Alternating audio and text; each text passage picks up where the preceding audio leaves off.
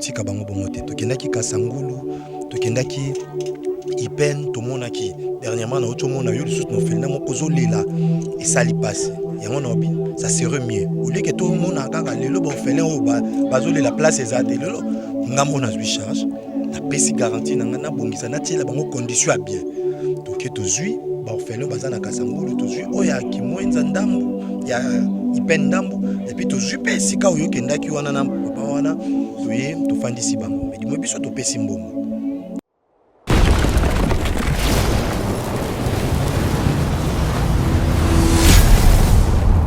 Chez Bissou Télévision, chaîne Oyo et Kokani na yo. Vous allez belé beaucoup de l'émission de partout na pesi bino mbote. Mbote, balanyo c'est chez Bissou TV. Oui, mais là mon émission na bino réponse à nos questions. Yande ko na bino. Na pesi moyini nanga mbote, moyini mbote, moyini bonjour, moyini nanga bonsoir.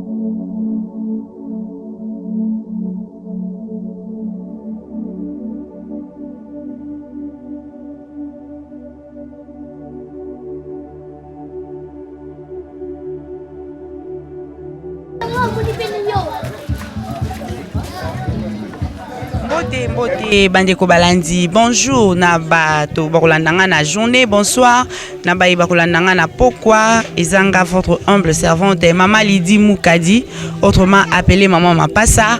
lelo tokiti na terre ya Mbanza Lemba toza accompagné na le big le prophète Tia Mosakoli azana mboka beaucoup découvrir Nini Oyo prophète Tia ensemble na équipe technique ya chez Bissou Télévision Nini Oyo baye kosala Montréal tokoti na kati.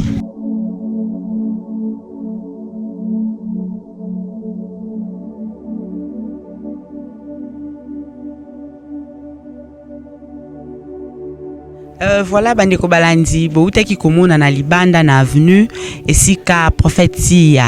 Motonzambe Motonzambe akoki kokanga motema te na descente na ye oyo asalaki na mboka ya Bakongo kuna kokeutala ba orphelin kuna akokaki te atalaki condition de vie o bana o bazalaki nango kuna bana nana bamona courant te bana na bamona ma ya pompe te prophète ya na motema na ye ya kibo papa azwi bana na lokola believe na ye azwi bana na lokola bana o bino nyonso bozana bango abimisi mbongo na ye aye kozwela bango ndaku awa na Mbanza Lemba mais esika yango eza vraiment na ba mwa ba retouche po to landi millier puis ku ya kofuta vraiment prophète ya bimisi mbongo na ye ya ebele bandeko balandi nzambe apambola ye nzamba kanisela ye na libota na ye mais ndaku eza na mwa ba problème il faut ko bongisa o eza to lancer appel na ba diaspora ya monde entier yo sepelaka mbongo na yo liango kana ba ujana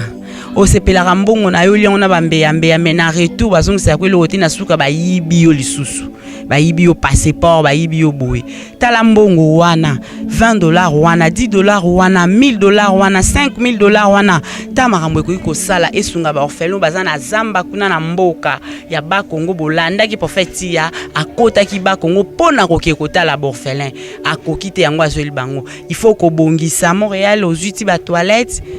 kosala sala vraiment misala eza ya kosala na muke prophète ya zaki nango ekoki juste pour na garantie yango to lancer appel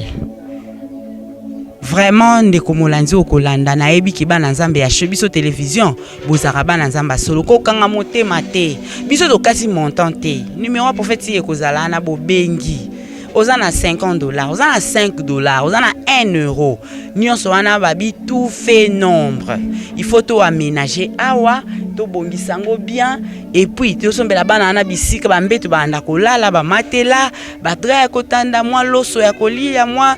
sucre mwa boye mwa savon bato pe ba banda kovanda pona ko batela bango baza pe na droit bazala pe bien. Donc bande ko balandi yango orphelinat to zui ezana soki to bongisi prophète ya bokomona to kende suba kongo to kezwa bana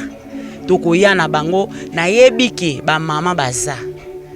ba mama biso atu to longo to mona ka Yesu biso ba mama nde to tongaka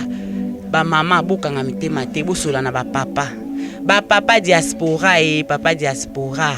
mbongo wana o bebisaka na chetemba mbongo wana prophète yazana ngoposa pona kolesa ba orphelin o to kezwa na ba Congo to kezwa pe misusu na kisenso poto ya kovandisa bango awa Montréal meka o filmer ba installation pona ki bandiko balandi batala. Bonjour prophète. Bonjour maman.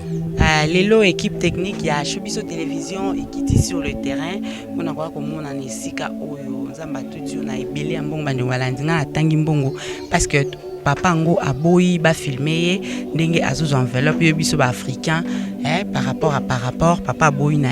toti ko pesa $2000 o ebimi na frais propre ya mosali na nzambe le prophète ya papa nanga elo nini tuti o bimisa mbongo ebele bonga pour son enfant. Non, elo que tuti ngai ezak komona bana ba souffrir biso toza ba orphelin OK toza tokoli papa te mama te to passer batamo kwa souffrance et tozomona baninga na biso baza ba orphelin lokola biso konyokwama tokokai kotika bango bongo te tokendaki Kasangulu tokendaki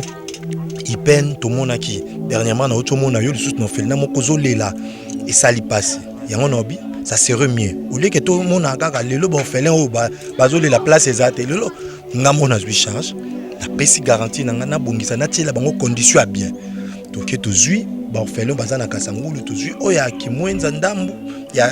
Ipen ndambu et puis tozwi pe sika oyo kendaki wana na papa wana toye tofandisi bango mais dimo biso topesi mbongo awe esenga siko kobongisa place yango moi ba mukokota ba muso mo na orphelin ya Kasangulu totongi na toilette topesi bango na ba mousse to pesi ba na traitement ba na ba otobela to pesi ba traitement misusu tisiko bazaka na traitement mais to tikite tozo continuer ka kosunga elongo na ba oyo pe mitema na bango ezo simba mapo basunga biso na musalo parce que to sala ngo biso moko te. Prophète ya ebela mbongo oyo bimisi tika na nzamba lola pambolo sikoyo appel oyo oza ko lancer na balandi ya Chebiso télévision. Nazo lancer na bandeko nyonso bazolanda biso parce que musalo to bandaki yango ensemble na bango nayebi ke nzambe akozanga te kopambola biso awa photo sa musala toilette ezali douche ezali mais mai ezali mais babi bakata ki faut kozongisa mai na kati omoni atoza juste pembe na inikini na Mbanzalemba na pembe na campus o batu bayebi ya université de Kinshasa donc so komika na terrain homme 30 donc makadam ezati na balabala donc ayo ezekate ke ozwa moto kozwa makadam ezati na balabala nazali juste na quartier Lumière donc na commune à Lemba quartier Lumière terrain à homme 30 koti juste au na place toza na avenue Mbinza numéro 16 donc place toujours pour na orphelin yango il faut to bongisa il faut to tcha bambetu ba chambre il faut to bongisa il faut to tcha plafond il faut to tcha ba ventilateur faut bana bazala na TV donc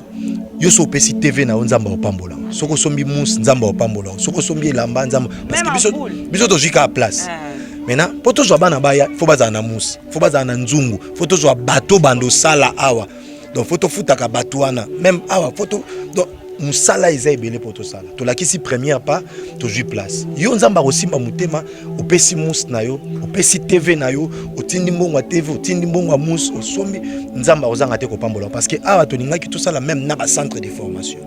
pour que bana ba kozala oyeko la couper couture oyeko la maçon oyeko la musala maboku azoyeko la kotanga ekozali pambolo nebike ba maman baza mitema ya kosimba ba kozanga te kosimba parce que na lande ba appel ba tubele même émission sala ki wana na yoki batu bazole là yo moi-même au supporter qui te ko supporter tes amutema wana ozaki nango lelaki na sengote ezasi ko passion na yo kaka na koma même kobela na estomac pona makambo bano parce que nazo bango bana na ngai et nalingaka orphelin vivre lokola ndenge moko na bana na biso na ndako yango moni to zo mbongo ebele na kokai pe to msuko sana ngo elo mususu mais to pesi po bana bitike bazala na place à bien et loko prophète ya sali bandiko balandi même nga maman mapasa naza vraiment touché nza mapambola madame na yo po eza facile te na Congo lelo pe na ba moment nini o toza confiné au moins mbali na bimisi ka fumba ya 2000 aussi ba 100 20 fois ba $100 20 fois so ils ba $50 aujourd'hui c'est ba 40 ba 80 fois de mama ti nzamba pambola ye penza siko soki prophète ya de ye moko abimi simbongo na biso économie na ye budget na ye ya épargne na ye tikali vide mama bon yo mute épargne eza na 5000 eza na 1000 eza na 500 pourquoi zo $50 aura $20 te na yebi ke bana chebiso ba bana nzambe et tozonga pe kalaté pour nous l'accès misala ndenge salama na ndimite ke un mois ekoka je suis sûr et certain na bolingo ka au prophète déjà yemo kwa sali sko biso ba auto tikali na ndimite prophète na ndimite ke 2 semaines bana ba oya ba ofanda oui tozana besoin écouter ou melaté parce que na moni siko kendaki na moni ke bana malade trop il y a beaucoup de gens au bazo salango par rapport non il y a confiance baby que prophète ya tout sala ki na makambu ya orphelinat ya Kasangulu tout mona ki yango tout mona ki ba mouche tout mona ki loso tout mona ki bilamba ndenge komaki c'est que ndenge to bandiawa ba mona pe ndenge ekokisama ngana yo to koya to kozwa bano to mona ya ba mapasa wana ya ba anémique toujours ba o Kasangulu to yina bango to fani na bango bazala kimia prophète ya na mekampe ko tuna question ya curiosité yo pe osala lokola ba orphelinat msusu te batindi mais tomoni te non ngai premièrement na osala ngo te pona azwa mbongo parce que ngandi nazwa ka mbongo na tei na ye nango na orphelinat moni biso to sala ngo na propre mbongo na biso to kenda na Kasangulu biso moko to zwi mbongo donc 2000 ana po pesa mbongo oui mbongo na ngai parce que ba mbongo bandeko batindaki meme retaki bana mususu bazaki na hôpital baza malade o Kasangulu mais dimo natali que oliena kendaka kuna ko traiter bango na yaka vomena za na bango na Kishasa yango moni na zwi place natali que mbongo ya mke na nango yango eza économie na ngani yoso natikali nango nazwa na pesa yango parce que bibobi c'est qu'un homme aura semé il le moissonnera aussi et je fais ça par rapport à semence bibobi muto azo pesa mobola a odefisa nzambe nazwi yango pona bandeko nanga te mais nazwi yango pona bana bitiki bano ya batu mususu na yebite et puis na remarqué que bana ngo balinganga moko mingi koleka même muto bazara na ye c'est que pona zo bango na ya na bango so net ba komi na Kishasa nyoso talaka le 31 décembre ngana lala na orphelinat ba image ezali na Chebiso TV na lali na orphelinat to fêter na bango ngamo na sombi ntaba to bomi balambi to fêter na bango ba code te naimba si andeko na bolingo vraiment mais du moins eza na ba maman eza na ba papa o ba mi kotisaki na projet ba mi pesaki o misuku banda boya papa koloba kombo na biso te eza na bato apesi mbongo na moko tali ka bi papa o eza mbongo na nango to kende nango et puis amoni ke okei pe okomi nango eza même na maman apesi ba mousse na ye amoni pe ke kei ekomi eza na ba maman mto ba papa nga na pesi me kotanga kombo na ngate na mona biloko et puis ba mona ki yango nga na kenda kana ke na 18 vidéo na bengio na appel vidéo au moins ndenge nini tozali donc c'est ce qu'on va faire prophète tia ba biso ki vrai dollar eza faux eza soki pe faux eza vrai zali donc soki eza pe na bato lokuta ya bato solo pe bazali donc mokili etambolaka na makambo mibale mbale mais du moins nga naza témoin oculaire ya ba œuvre prophète ya kende ko sana c'était profit kuta kende nanga nga lwa nazali na bébé il y avait pas moyen na tindaka mutu msusu oyo akendaki na ye bandeko balandi émission kitoko oyo ya kati na kolo bandi ko chuter na suka prophète ya numéro de téléphone malgré ba ko mais lobango pe na munoko sala oui numéro na ngai za yango wana eza plus 243 84 087 52 21 plus 243 84 087 52 21 obengi na appel normal to na WhatsApp na koyamba yo to kosolola et puis oyo kopesa ekokoma to kozonga suna mama okomona ndeni musale osala vraiment bandeko balandi balobi bisika yesu aza eyebanaka. Prophète Tia alobi boyoki numéro pe ya mama mapase kozala wana. Soki obengi papa eleki to bengi nga na otindela numéro ya prophète Tia, mais nyonso o boko sala kande prophète Tia alobi ya sala na ba preuve na l'appui. Soko bi pe to tanga kombo to kotanga ki mama intel to papa intel to couple intel. Soki pe oboyi na yo wana etali kaka yo. Soki Yesu azongi te tokutani mbala sima tangu tokoya kolakisa bino misala na bolingo boko témoigner na ba moyo boko sala pona biso pona bana oyo ba orphelin na bano ba bwaka ba fiyo boki osalino kindumbo meli ba masango che kwiti ba sento yo bwaki no mwana biso tozwa na biso bana na po baza ba président ya lobby ba mama Denise ya lobby ba matata Ponyo ba pasteur ya lobby ba ministre de Dieu ba archibishop ba archipape ya lobby donc bati ya lobby baza na Kazangulu donc il faut ba ya boy mosakoli aza na mboka moko aza kuna na Kazangulu soki Yesu masi azongi te nga na bino tokutani na prochain numéro tangu tokoya po bomona misala oyo kosalama bisous bye.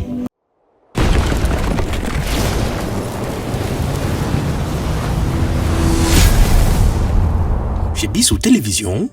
chaîne oyo ekokani na yo. Bozali ebele bokota l'émission de partout na pesi bino mbote. Mbote bala nyonso ya chez Biso TV oui malamu na émission na bino réponse à nos questions yande ko na bino na pesi moyini nanga mbote moyini bonjour moyini nanga bonsoir.